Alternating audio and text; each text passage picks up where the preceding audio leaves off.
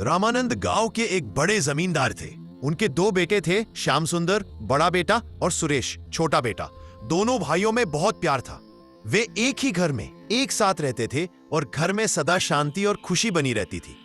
श्याम सुंदर की शादी अन्नपूर्णा नाम की लड़की से हुई थी। वो एक बहुत ही समझदार, शिक्षित और संस्कारी लड़की थी। बड़े घर की बहू होने के बावजूद वो बहुत विनम्र और सबका आदर करने वाली थी।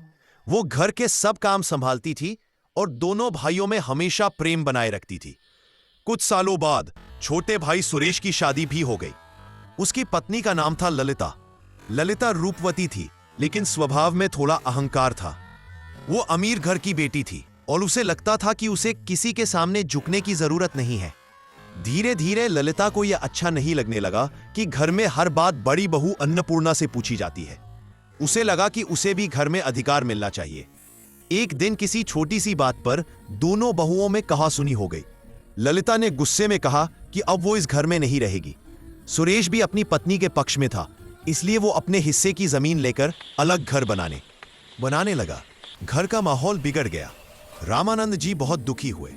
श्याम सुंदर भी छोटे भाई के व्यवहार से टूट गया, लेकिन अन्नपूर्णा ने सबको समझाया और कहा, अगर छोटे घर अलग बन जाएं तो मन के रिश्ते टूटने नहीं चाहिए।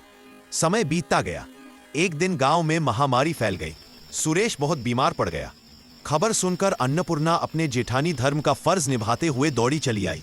उसने अपने छोटे देवर की सेवा की, दवा दी, खाना बनाया और रात भर जागकर देखभाल की।